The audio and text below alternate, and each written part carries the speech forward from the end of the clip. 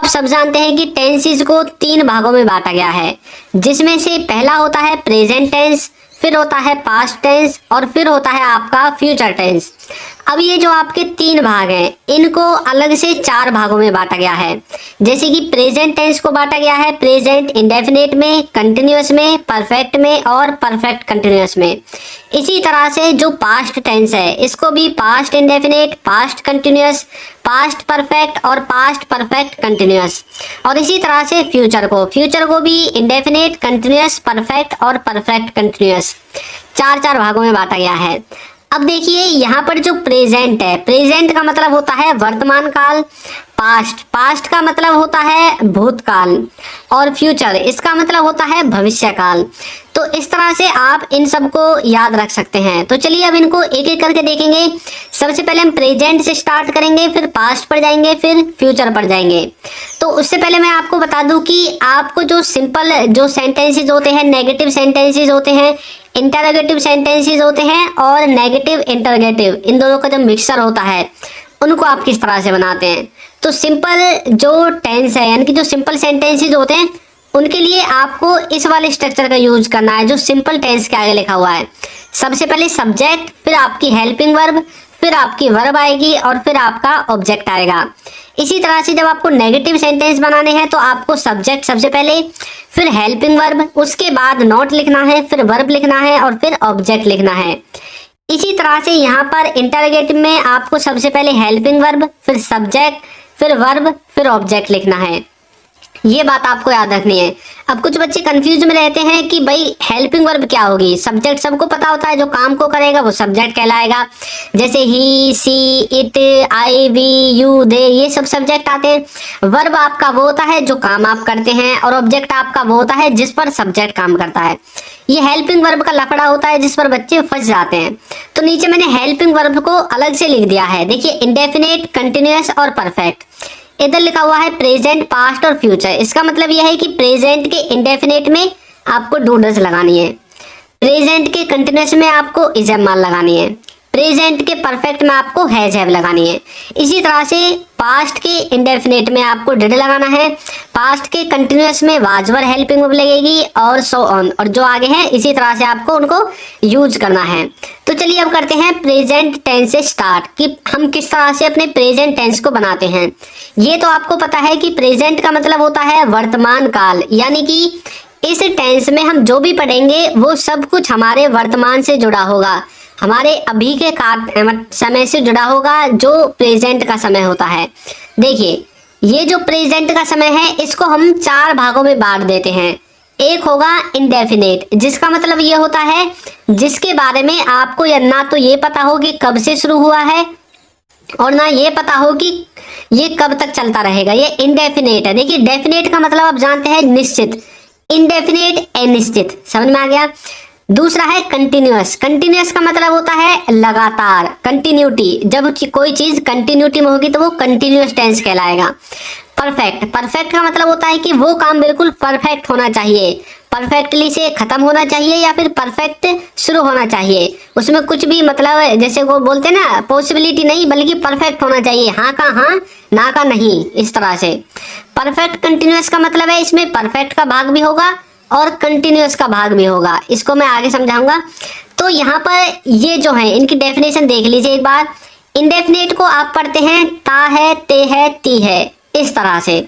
और जो कंटिन्यूअस है उसको आप यदि हिंदी में पहचानना चाहते हैं तब आपको रहा है, रहे हैं, इस तरह के जो शब्द हैं आपको अपने हिंदी सेंटेंस के लास्ट में लिखे दिखेंगे। और जो परफेक्ट है इसमें आपको चुका है, लिया है, दिया है, ली है, दी है, इस तरह के वर्ड्स मिलेंगे अपने हिंदी सेंटेंस के लास्ट में। और जो परफेक्ट कंटिन्यूअस है इसमें आपको से रहा है, से रही है, इस तरह के वर्ड्स दिखेंगे। आखिर ये आए क्यों हैं ये वर्ड्स? ये वर्ड्स इसीलिए आए हैं कि जब भी हम इंडेफिनिट टेंस बोलते हैं उसमें ज्यादातर आपको यही बोलना पड़ेगा, वह जाता है, वह खाता है, वह सोता है, वह लिखता है, वह पढ़ता है, वो बोलता है, वो नाचता है। तो मतलब ये ता है, ये वर्ड आपके आएंगे ही आएंगे। और जो कंटिन्यूटी वाले सेंटेंसेज होते हैं उनमें आपको रहा है, रहे हैं, ये तो सिर्फ आपको पहचानने का तरीका है। बाकी मैंने इनकी जो एक्चुअल डेफिनेशन है वो आपको पहले बता दी कि जहां पर भी कंटिन्यूटी वाला काम हो, कंटिन्यूअस हो, मतलब कोई चीज आपके सामने रेगुलर चल रही हो, तब आपको उसे कंटिन्यूअस में पहुंचा देना है प्रेजेंट का। और यदि हिंदी में आप पहचानना चाहते हैं तो रहा है, रहे हैं, जैसे कि वह जा रहा है, वह सो रहा है, वह खा रहा है, वह पढ़ रहा है, तो रहा है, रहे हैं, इस तरह से आते हैं। परफेक्ट में ये क्यों आए? देखिए, जैसे आप बोलते हैं कि कोई काम परफेक्ट हो गया है, चाहे तो वो परफेक्ट खत्म हो गया है या परफेक्ट शुरू हो गया है। खत्म या शुरू हो गया है, वहां पर आप परफेक्ट का यूज करेंगे, जैसे कि वह जा चुका है, या फिर आप बोल सकते हैं वह जा लिया है। आप चुका है बोल दीजिए या लिया है बोल दीजिए, भाई सेंस तो वही है ना, वो जा चुका है मतलब वो यहाँ से चला गया है। या फिर दिया है, लिया है, जैसे कि उसने सामान दे दिया है, उसने सामान ले लिया है, इस तरह से। उसने एक गाड़ी ली है, उसने एक पेन दिया है, इस तरह से वर्ड्स आपके आते हैं। समझ में आ गया? परफेक्ट कंटिन्यूअस का मतलब है कार्य कंटिन्यूटी में है अब भी, और मतलब पास्ट के किसी समय में शुरू हुआ था और अभी भी कंटिन्यूटी में है। जब तो ये दो टेंसेज को मिलकर बना है, एक परफेक्ट, एक कंटिन्यूअस। कंटिन्यूअस का मतलब है कार्य अभी कंटिन्यूटी में है, तो यहाँ पर भी कार्य कंटिन्यूटी में होगा, और पास्ट में किसी समय में वो शुरू हुआ है। जैसे कि वह सुबह से खेल रहा है, तो मतलब सुबह से उसने पास्ट से स्टार्ट किया और अब भी खेलने का काम चल रहा है। एग्जाम्पल देखिए, एग्जाम्पल को आपको अच्छे से समझ में आएगा। उससे पहले देखिए यहाँ पर जो हेल्पिंग वर्ब है वो किस तरह से यूज होती है। जो आपका इंडेफिनिट होता है प्रेजेंट का, इसमें आपको वर्ब की फर्स्ट फॉर्म के साथ एस या ईएस लगाना पड़ता है, और बाकी सब्जेक्ट तो सबसे पहले, ऑब्जेक्ट सबसे लास्ट में, ये सबको पता है कि आगे पीछे आते हैं। कंटिन्यूअस में क्या होता है, इसमें आपको इजएमआर यूज करना है वर्ब की फर्स्ट फॉर्म के साथ आईएनजी लगाकर। देखिए, सब्जेक्ट इससे पहले आएगा, ऑब्जेक्ट लास्ट में। मैं उनको नहीं बताऊंगा क्योंकि वो हर सेंटेंस में सेम रहेंगे। सब्जेक्ट सबसे पहले, ऑब्जेक्ट सबसे लास्ट में। जो अटकाने वाली चीज है जिससे बच्चे अटक जाते हैं वो यही है, इनमें कंफ्यूज रहता है बच्चा। तो इजएमआर के साथ वर्ब की फर्स्ट फॉर्म के बाद आईएनजी लगानी है कंटिन्यूअस में। परफेक्ट में क्या करना है, हैज हैव का यूज करना है वर्ब की थर्ड फॉर्म के साथ। और जो आपका परफेक्ट कंटिन्यूअस है उसमें आपको हैज हैव के साथ बीन लगाना है। अब देखिए यहाँ पर जो परफेक्ट है, परफेक्ट और कंटिन्यूअस, इन दोनों के मेल से कैसे बना है। परफेक्ट की इसमें हेल्पिंग वर्ब हमने यूज कर दी हैज हैव। देखिए, परफेक्ट में यूज किया ना हैज हैव, तो हैज हैव हमने कर दी परफेक्ट की हेल्पिंग वर्ब, उसके साथ बीन लगाकर। और कंटिन्यूअस की वर्ब यूज कर दी। कंटिन्यूअस में वर्ब क्या है, वर्ब की फर्स्ट फॉर्म के साथ आईएनजी। तो यहाँ पर देखिए वर्ब की फर्स्ट फॉर्म के साथ आईएनजी है, तो हमने कंटिन्यूअस की इसमें वर्ब यूज कर ली। परफेक्ट की हेल्पिंग वर्ब, कंटिन्यूअस की वर्ब, उसके बाद सिंस फॉर हमने समय के लिए लगा दिया। समझ में आ गया? अब देखिए आपको किस तरह से इनको फिट करना है। सब्जेक्ट सबसे पहले होगा, उसके बाद यहाँ से आपको हेल्पिंग वर्ब ले लेनी है। यहाँ पर हेल्पिंग वर्ब आ जाएगी, फिर मैंने आपको वर्ब भी बताई हुई है कहाँ पर कौन सी वर्ब आएगी, फिर आपको वर्ब लगानी है, फिर लास्ट में ऑब्जेक्ट आपका आता है। इस तरह से आपका सेंटेंस का जो स्ट्रक्चर है वो बिल्कुल रेडी है। अब आप सेंटेंस बना सकते हैं। तो देखिए यहाँ पर जो वर्ड्स आए थे जैसे इजएमआर, हैज हैव, ये कहाँ पर किसके साथ यूज होंगे, तो देख लीजिए।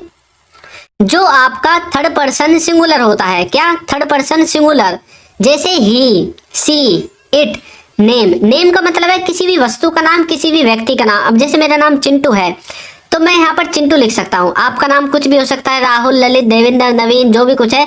आप यहाँ पर अपने नाम को लिख के उनके साथ इज लगा सकते हैं। जैसे मेरा नाम चिंटू है तो मैं बोलूंगा Chintu is, Chintu was, Chintu has, Chintu does, इस तरह से। इसी तरह से he is, he was, he has, he does, मतलब इनके साथ हम इज, वाज, हैज और डज इनका यूज करते हैं। और बाकी जो डिड है, हैड है और विल है, इनमें कोई मतलब इनमें कोई रेस्ट्रिक्शन नहीं है, इनका आप सबके साथ यूज कर देते हैं। ही सीट के साथ भी और जो भी बच जाते हैं उन सबके साथ भी। ये ऑलराउंडर है, सबके साथ यूज होंगे। अब इनके अलावा जो बचे जाते हैं उनको आपको इनको छोड़कर, ये जो थर्ड पर्सन है इनको छोड़कर बाकी सबके साथ यूज कर देना है। समझ में आ गया? तो चलिए देखते हैं प्रेजेंट इंडेफिनिट। इसमें हमने पढ़ा था ता है, ते है, ती है, ये इसकी पहचान है। इसमें स्ट्रक्चर है, सबसे पहले सब्जेक्ट, फिर वर्ब की फर्स्ट फॉर्म के साथ एस या ईएस आपको लगाना है, मैंने आपको बताया था। उसके बाद ऑब्जेक्ट लगाना है, जैसे कि वह जाता है, वह जाता है।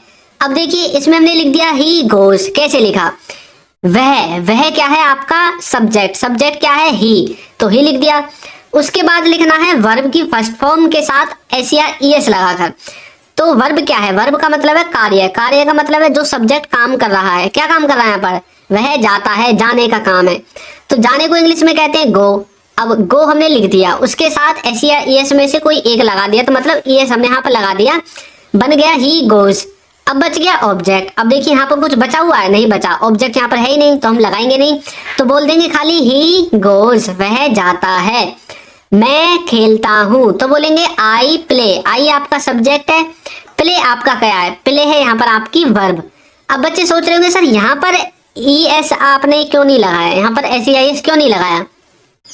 तो ये जो एस या ई एस है ये सिर्फ तभी लगेगा जब थर्ड पर्सन सिंगुलर होगा। थर्ड पर्सन सिंगुलर मतलब ही, सी, इट।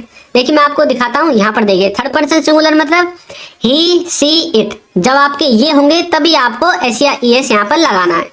देखिए आप देखते हैं तो लिखेंगे यू वॉच। अब देखिए ही, सी, इट नहीं है इन दोनों में, यहाँ पर आई है, यहाँ पर यू है। यू सेकंड पर्सन है, आई आपका फर्स्ट पर्सन है, जबकि एस या ई एस लगेगा थर्ड पर्सन सिंगुलर के साथ, तो इसलिए इनमें एस या ई एस नहीं लगा। तो अब यहाँ पर हमें कैसे पता चला कि ये सेंटेंस आपके प्रेजेंट इंडेफिनिट के ही हैं? तो यहाँ पर देखिए ता है, ताहू, ते हैं, इस तरह से आपने पहचान लिया। और दूसरी जो मैंने इनकी पहचान बताई थी वो ये है कि कोई काम, देखिए इंडेफिनेट, इंडेफिनेट में क्या देखा है आपने?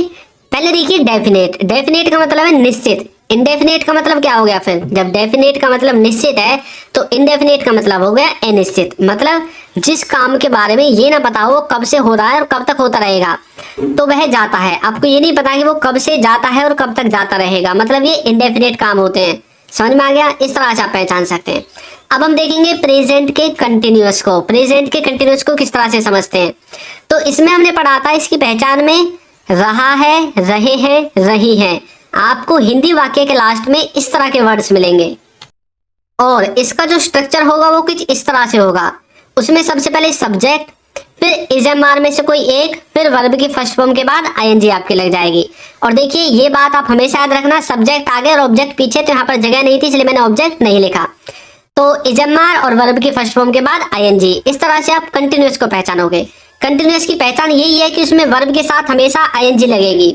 देखिए वह जा रहा है, मैंने आपको बताया था कंटिन्यूअस का मतलब है कि कोई चीज रेगुलरिटी में है, कंटिन्यूटी में है। तो यहाँ पर क्या है? वह जा रहा है, मतलब उसके जाने का काम अभी कंटिन्यूटी में है, रेगुलरिटी में है, लगातार है। तो मतलब बोलेंगे ही इज गोइंग। ही आपका सब्जेक्ट है, इज आपका क्या है? इज यहाँ पर आपका है हेल्पिंग वर्ब। उसके बाद गो, देखिए गो आपकी वर्ब है और इसके बाद हमने आईएनजी लगा दी, गोइंग। समझ में आ गया? ही इज गोइंग, वह जा रहा है। मैं खेल रहा हूं, तो बोलेंगे I am playing. I am playing. आप देख रहे हैं, तो बोलेंगे you are watching. You are watching, आप देख रहे हैं। तो इस तरह से आप प्रेजेंट कंटिन्यूअस टेंस को याद कर सकते हैं। कोई काम रेगुलर अवस्था में चल रहा है वहां पर आपको प्रेजेंट कंटिन्यूअस टेंस का यूज करना है बोलने में। और हिंदी में आप इससे पहचान सकते हैं, जब आपको इस तरह के वर्ड्स अपने सेंटेंस के लास्ट में लिखे हुए दिखाई दें तो समझ जाना है कि ये कौन सा टेंस है, प्रेजेंट का कंटिन्यूअस है। और इंग्लिश में आप इस तरह से पहचान सकते हैं, आपको इंग्लिश के सेंटेंस में इजएमआर के साथ वर्ब की फर्स्ट फॉर्म के बाद आईएनजी जरूर मिलेगी, जो भी प्रेजेंट का कंटिन्यूअस टेंस का सेंटेंस होगा। समझ में? अब है हमारा प्रेजेंट का परफेक्ट। प्रेजेंट का परफेक्ट टेंस, इसका जो पहचानने का ढंग है हिंदी के सेंटेंस में आपको मिलेगा चुका है, ली है, लिया है। इसी तरह से चुका है, लिया है, दिया है, इस तरह के वर्ड्स आपको हिंदी के सेंटेंस में लास्ट में मिलेंगे। और इसका जो बनाने का स्ट्रक्चर है सेंटेंस को, उसमें सबसे पहले सब्जेक्ट, फिर आपको लिखना है हैज, हैव के साथ वर्ब की थर्ड फॉर्म, और फिर आपको ऑब्जेक्ट लगाना है। देखिए जो हैज और हैव है ये किसके साथ यूज होंगे? जो आपका हैज है, लिख लीजिए, हैज आपका यूज होगा थर्ड पर्सन सिंगुलर के साथ, जो मैंने आपको पहले बताया था, यानी कि ही, सी, इट के साथ आपको हैज का यूज करना है, बाकी सबके साथ आपको हैव का यूज करना है। देखिए वह जा चुका है, तो बोलेंगे ही हैज गॉन। तो ही आपका थर्ड पर्सन है, इसलिए हमने इसके साथ हैज का यूज कर दिया और वर्ब की लगा दी कौन सी form? Third form. Go, went, gone. तो गॉन कौन सी फॉर्म है? गो की थर्ड फॉर्म। नेक्स्ट देखिए मैं खेल लिया हूं, तो बोलेंगे I have played. I have played. यहां पर क्या है? यहां पर जो आपका प्ले है इसकी थर्ड फॉर्म में ईडी लगाकर प्लेड। और जो हमने हैव यूज किया है, क्यों? क्योंकि ये थर्ड पर्सन सिंगुलर के अंदर नहीं आता है आई। आपने किताब ले ली है तो बोलेंगे you have taken the book, you have taken the book, आपने किताब ले ली है। इस तरह से आप प्रेजेंट परफेक्ट टेंस का यूज कर सकते हैं। अब हम देखेंगे प्रेजेंट परफेक्ट कंटिन्यूअस टेंस को। इसकी जो पहचान है उसमें आपको मिलेगा से रहा है, से रहे हैं, या फिर से रही है। सेंटेंस का स्ट्रक्चर कुछ इस तरह से है, सबसे पहले सब्जेक्ट, फिर हैज हैव के बाद बीन, फिर वर्ब की फर्स्ट फॉर्म के बाद आईएनजी और सिंस फॉर आपको उसके बाद लगा देना है। देखिए यहाँ पर सेंस कुछ इस तरह से होगा कि हमारा जो सेंटेंस है वो पास्ट के किसी समय से स्टार्ट होकर अभी भी कंटिन्यूटी में होगा, जब भी तो इसका नाम प्रेजेंट परफेक्ट कंटिन्यूअस है। कंटिन्यूटी भी होगी क्योंकि कंटिन्यूअस इसका नाम है, परफेक्ट का मतलब है पास्ट के किसी समय से शुरू हुआ होगा। आज शाम से बादल गरज रहा है, आज शाम से बादल गरज रहा है, इसका मतलब है कि अभी शाम नहीं है, अभी रात हो चुकी है। तो आप बोल रहे हैं कि भाई शाम से बादल गरज रहा है, तो मतलब अभी भी गरजने का काम बादल का चल रहा है। तो बोलेंगे the clouds have been thundering since this evening, the clouds have been thundering since this evening, मतलब आज शाम से बादल गरज रहा है। नल 2 घंटे से चल रहा है, इसका मतलब है कि नल को चलते चलते 2 घंटे हो गए हैं और अभी भी वो चल ही रहा है। तो बोलेंगे the tap has been running for 2 hours, the tap has been running for 2 hours. इस तरह से आप किसका यूज कर सकते हैं? प्रेजेंट परफेक्ट कंटिन्यूअस टेंस का। यहां पर आपको सिंस फॉर को किस तरह से यूज करना है? जब आपका निश्चित समय होगा तब आपको सिंस लगाना है, और जब आपको निश्चित समय के बारे में नहीं पता तब आपको फॉर लगाना है। ये निश्चित अनिश्चित समय क्या है? तो देखिए जब आप बोलते हैं 2 बजे से, तो मतलब आपने परफेक्ट एक्यूरेट टाइम बता दिया, मतलब निश्चित टाइम है। 2 बजे से और 2 घंटे से ये दोनों अलग अलग हैं। नीचे देखिए नल 2 घंटे से चल रहा है, मतलब हमने यहाँ पर बताई है टाइम ड्यूरेशन। जब आप समय अवधि को बताएंगे, टाइम ड्यूरेशन को बताएंगे, तब आपको यूज करना है फॉर। और जब आप एक निश्चित समय बता देंगे कि भाई 2 बजे से, यदि मैं बोलता नल 2 बजे से चल रहा है, तो यहाँ पर मैंने टाइम ड्यूरेशन नहीं बताया, यहाँ पर मैंने निश्चित एक फिक्स समय बता दिया है, इसलिए मुझे यहाँ पर क्या करना पड़ता? फिर मुझे सिंस का यूज करना पड़ता। लेकिन मैंने टाइम ड्यूरेशन बता दिया यहाँ पर 2 घंटे से, 3 घंटे से, 2 महीनों से, 4 महीनों से, तब आपको फॉर का यूज करना है। समझ में आ गया? अब फिक्स जब आप बताओगे, जैसे अप्रैल से, मई से, जून से, ये फिक्स हैं, तब आपको इनका यूज नहीं करना, तब आपको सिंस का यूज करना है। नेक्स्ट है पास्ट टेंस। अभी हमने प्रेजेंट कंप्लीट कर लिया है। पास्ट टेंस को भी हमने 4 भागों में बांटा था, जिसमें से पहला था इंडेफिनेट, दूसरा था कंटिन्यूअस, तीसरा था परफेक्ट, और जो चौथा भाग था वो था परफेक्ट कंटिन्यूअस टेंस पास्ट का। इनकी पहचान देखिए क्या है। इनमें आपको इंडेफिनेट में मिलेगा, इंडेफिनेट में आपको क्या मिलेगा? ली, दी, लिया, दिया, गया, इस तरह के आपको हिंदी सेंटेंस के लास्ट में मिलेंगे। और जो कंटिन्यूअस टेंस होगा इसमें आपको मिलेगा रहा था, रहे थे, इस तरह के हिंदी वर्ड्स आपको अपने सेंटेंस के लास्ट में मिलेंगे। और जो आपका परफेक्ट होगा इसमें आपको मिलेगा चुका था, लिया था, दिया था, या फिर ली थी, दी थी, इस तरह के वर्ड्स आपको परफेक्ट में मिलेंगे।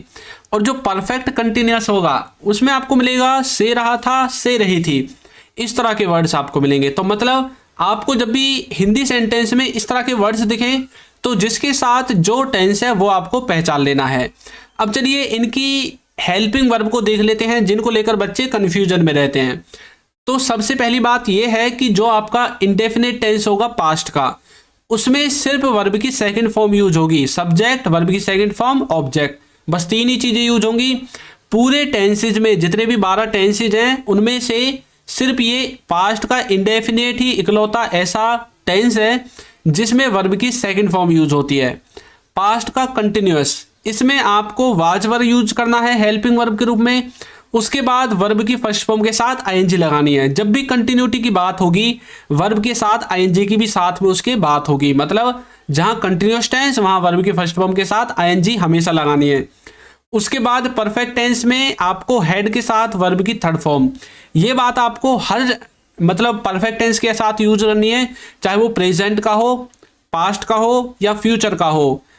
परफेक्ट टेंस में वर्ब की थर्ड फॉर्म लगेगी और कंटिन्यूअस टेंस में वर्ब की फर्स्ट फॉर्म के साथ आईएनजी लगेगी।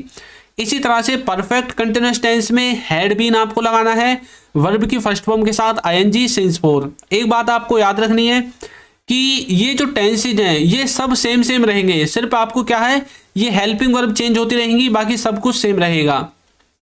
स्ट्रक्चर आपको पता है, सब्जेक्ट सबसे पहले, हेल्पिंग वर्ब यहां से आ जाएगी, जैसे कंटिन्यूअस में हेल्पिंग वर्ब है वाज वर, तो वाज वर यहां पर आ जाएगा। वर्ब है, वर्ब की फर्स्ट फॉर्म के साथ आईएनजी, तो वर्ब के साथ आ जाएगा वर्ब की फर्स्ट फॉर्म के साथ आईएनजी, और लास्ट में आपका ऑब्जेक्ट आ जाएगा। इस तरह से आप पास्ट टेंस को समझोगे। तो चलिए इसको भी देख लेते हैं। इसमें आया था, लिया, ली, दी, इस तरह के वर्ड्स आपको मिलेंगे। स्ट्रक्चर बिल्कुल आसान है, सब्जेक्ट, वर्ब की सेकंड फॉर्म, ऑब्जेक्ट। वह जाता था तो बोलेंगे ही वेंट।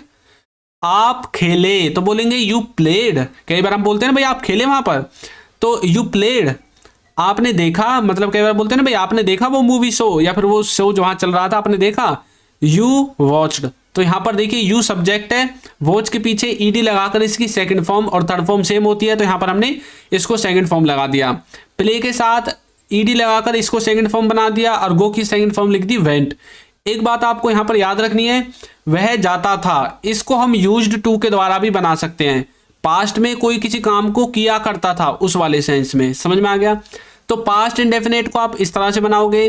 पास्ट कंटिन्यूअस, इसको बनाने के लिए आपको क्या करना है, इन चीजों को याद रखना है। जिस वाक्य के अंत में रहा था, रहे थे, रही थी, यानी कि इस तरह के वर्ड्स जब आपको मिले, तो यहां पर आपको ये चीज मतलब याद रखनी है कि पास्ट में जो काम कंटिन्यूटी में था, वहां पर आप पास्ट कंटिन्यूअस का यूज करते हैं। यदि कोई काम प्रेजेंट में कंटिन्यूटी में है तो प्रेजेंट कंटिन्यूअस, पास्ट में कंटिन्यूटी में है तो पास्ट कंटिन्यूअस, मतलब वो रेगुलर अवस्था में चल रहा था पास्ट में, इसका ये मतलब है। जो इसका स्ट्रक्चर है उसमें सबसे पहले सब्जेक्ट, फिर वाज वर्ब में से कोई एक, वो डिपेंड करता है आपका सब्जेक्ट क्या है, फिर वर्ब की फर्स्ट फॉर्म के बाद आईएनजी, और लास्ट में आपका ऑब्जेक्ट आ जाएगा। देखिए वह जा रहा था तो बोलेंगे ही वाज गोइंग, ही आपका सब्जेक्ट है। अब ही थर्ड पर्सन है इसलिए वाज आ गया, थर्ड पर्सन नहीं होता, सिंगुलर नहीं होता, तो आपको वाज की जगह वर का यूज करना पड़ता है। जैसे आई के साथ आप वाज का यूज करते हैं, लेकिन जब आप इनको छोड़कर जैसे आपने लिख दिया यू, तो आपको वर का यूज करना पड़ेगा। फिर गो के साथ आईएनजी लगा दी तो बन गया ही वाज गोइंग, वह जा रहा था। इस तरह से आपको याद करना है। अब कोई आपसे पूछने लगे कि भाई वो वहां पर क्या कर रहा था, तो आप बोलोगे वो जा रहा था, मतलब आपने उस काम को कंटिन्यूटी में होते हुए देखा था पास्ट में। जब आपने उसको देखा तो वो कंटिन्यूटी में था, समझ में आ गया। देखिए मैं खेल रहा था तो बोलेंगे आई वॉज प्लेइंग, आप देख रहे थे तो बोलेंगे यू वर वॉचिंग। अब मैं खेल रहा था, कई बार ऐसे बोलते हैं ना कि भाई वहां पर तुम क्या कर रहे थे, तो आप बोल रहे हो कि भाई मैं वहां पर खेल रहा था, तो मतलब पास्ट में आप किसी काम को कंटिन्यूटी में कर रहे थे, लगातार कर रहे थे, इसीलिए तो इसका नाम कंटिन्यूअस टेंस पड़ा। पास्ट के कंटिन्यूटी वाले कार्यों को बताने के लिए पास्ट कंटिन्यूअस का यूज करना है। नेक्स्ट है परफेक्ट, पास्ट का परफेक्ट। स्ट्रक्चर इस तरह से बनेगा, इसमें चुका था, ली थी, लिया था, दिया था, किया था, इस तरह के वर्ड्स आपको हिंदी में मिलेंगे। स्ट्रक्चर बिल्कुल सिंपल है, सबसे पहले सब्जेक्ट, फिर हैड, फिर वर्ब की थर्ड फॉर्म, और उसके बाद ऑब्जेक्ट। एक बात आपको याद रखनी है, प्रेजेंट में हम क्या चीज यूज करते थे, परफेक्ट में हम करते थे हैज हैव, बाकी सब कुछ सेम था, तो यहां पर हमें हैड रिप्लेस कर देना है उसके स्थान पर, तो बन जाएगा परफेक्ट टेंस किसका, पास्ट का। वह जा चुका था तो बोलेंगे ही हैड गॉन। मैं खेल लिया था तो बोलेंगे आई हैड प्लेड। आपने किताब ले ली थी तो बोलेंगे you had taken the book, आपने किताब ले ली थी। इस तरह से आप पास्ट परफेक्ट टेंस का यूज करेंगे। नेक्स्ट है पास्ट परफेक्ट कंटिन्यूअस, इसमें आपको से रहा था, से रहे थे, इस तरह के वर्ड्स मिलेंगे अपने सेंटेंस के लास्ट में। स्ट्रक्चर बिल्कुल जो प्रेजेंट का परफेक्ट कंटिन्यूअस था उसी की तरह रहेगा, वहां पर हैज हैव था, यहां पर हमने हैड यूज कर देना बस, बाकी सब कुछ सेम रहेगा। सबसे पहले सब्जेक्ट, हैड बीन, वर्ब की फर्स्ट फॉर्म के साथ आईएनजी, और सिंस फोर। देखिए आज शाम से बादल गरज रहा था या गरज रहे थे, जो भी आपको बोलना है, तो हमने वहां पर यूज किया था इसको प्रेजेंट के लिए, अब हम इसको पास्ट के लिए यूज कर रहे हैं, मतलब कोई काम किसी समय से हो रहा था पास्ट में। बोलेंगे the clouds had been thundering since this evening, इस तरह से आप बोलोगे। नल 2 घंटे से चल रहा था तो बोलेंगे the tap had been running for 2 hours, मतलब नल 2 घंटे से चल रहा था। इस तरह से आप पास्ट परफेक्ट कंटिन्यूअस टेंस का यूज करेंगे। अब आ जाते हैं हम फ्यूचर पर। जिस तरह से हमने प्रेजेंट और पास्ट को देखा है उसी तरह से फ्यूचर को देखते हैं और इस टॉपिक को खत्म करते हैं। फ्यूचर को 4 भागों में बांटा गया है, जैसे कि आपने पीछे देखा था। इसको भी indefinite, continuous, perfect, perfect continuous. अब यहाँ पर देखिए इनका मतलब क्या है। जो इनकी हिंदी में पहचान है वो ये है इंडेफिनेट की। देखिए इनको अभी आप थोड़ी देर भूल जाइए, जो इनके नीचे लिखा हुआ है लिखिए, गायब कर दिया मैंने। तो इंडेफिनेट का मतलब होता है, आपको पता है, जिसके बारे में निश्चित समय के बारे में ना पता हो। जब आप किसी ऐसे काम के बारे में बात करेंगे जिसे आप फ्यूचर में करेंगे और वो काम वन टाइम होना चाहिए। वन टाइम का मतलब है आप उस काम को एक ही बार करेंगे फ्यूचर में, तब आपको इंडेफिनेट का यूज करना है। कंटिन्यूअस का फिर आपको पता है कि आने वाले समय में। फ्यूचर का मतलब क्या है? भविष्यकाल। भविष्यकाल का मतलब क्या है? आने वाला समय। अब कुछ बच्चे ये सोचते हैं कि भाई कल ही फ्यूचर है। कल नहीं, अब से आने वाले अगले 5 मिनट भी फ्यूचर है, 10 मिनट भी, 1 घंटा भी, 2 घंटा भी, 10 घंटे भी, सब आपके फ्यूचर में काउंट होंगे। और जो प्रेजेंट है, प्रेजेंट बस ये जो भी चल रहा है, इसके बाद कोई प्रेजेंट नहीं है। ये प्रेजेंट ही है जो भी चल रहा है। पास्ट वो जो अब तक बीत चुका है। अब तक हमने प्रेजेंट और पास्ट उनको पढ़ लिया है, मतलब हमारे लिए वो पास्ट बन गया।